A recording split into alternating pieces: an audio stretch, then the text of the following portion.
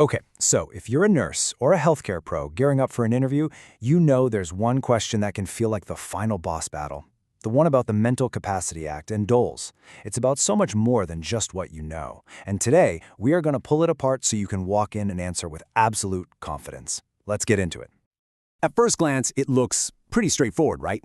What is the Mental Capacity Act and DOLS? But don't let that fool you. This question is heavy. It's loaded. Because it's not just about reciting a definition. It's about proving you are the right person for this role. And yeah, for a lot of people, that can feel seriously intimidating. Because here's the real deal. The secret behind the question. The interviewer isn't actually looking for a word-for-word definition from a textbook. No, they're digging for something much, much deeper. They want to see if you truly get it, if you understand patient dignity, patient rights, and patient safety on a fundamental level. Your answer is basically a window straight into your soul as a healthcare professional. And that is exactly what we're about to do. We're going to build a rock-solid framework, piece by piece, for an answer that doesn't just check a box, but one that genuinely wows any hiring manager. So, let's start by tackling the first half of this big question head-on, the Mental Capacity Act, or the MCA. So when they ask you about the MCA, what do they really need to hear from you? It's not just about what the act is, it's about what it does in the real world. You've got to show them you understand how it plays out in the day-to-day, moment-to-moment care of your patients. You know, a really fantastic answer always has a solid structure. So you're going to want to touch on these 4 key things. First, you talk about the core guiding principles of the Act. Then, you explain how the assessment process actually works. After that, and this part is absolutely critical, you talk about how you apply it in your specific role. And you wrap it up by showing your commitment to always finding the least restrictive option for your patient.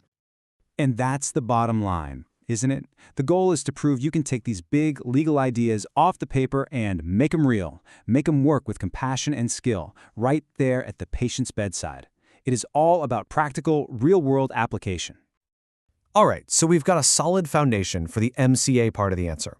Now let's build on that and move to the second piece of the puzzle. It's time to unpack DOLS. Now, when you start talking about DOLS, how you frame it is everything. This isn't just some administrative process. It's a fundamental protection of human rights. Your answer has to make it crystal clear how DOLS acts as that safeguard, and exactly when it comes into play in a healthcare setting. And just like with the MCA, a strong DOLS answer has a clear flow.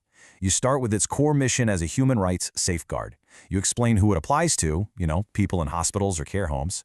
Then you can briefly touch on the assessment and authorization process. And here's the kicker. You absolutely have to show that you understand the critical, non-negotiable link back to the Mental Capacity Act. And what's so cool about this part of the answer is that it's your big chance to really shine as a patient advocate. A great explanation here tells the interviewer that you are deeply aware of your duty to stand up for and protect the rights of the most vulnerable people under your care. Okay, so you've clearly explained the MCA.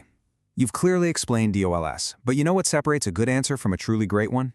It's being able to weave the two together, to show how they connect seamlessly. Just think of them as 2 sides of the very same coin. It's the perfect way to look at it. The MCA, well, that's the whole playbook. It's the framework for figuring out if someone can make a specific decision. DOLS, on the other hand, is a very specific tool that you only bring out when the care plan for someone who lacks capacity might take away their freedom. So one assesses the situation and the other protects the person within that situation. And here's exactly how they link up in practice. It's a logical 4-step flow. Step 1. You do a capacity assessment using the MCA framework. Step 2. Okay, let's say the person is found to lack capacity for that one decision. Step 3.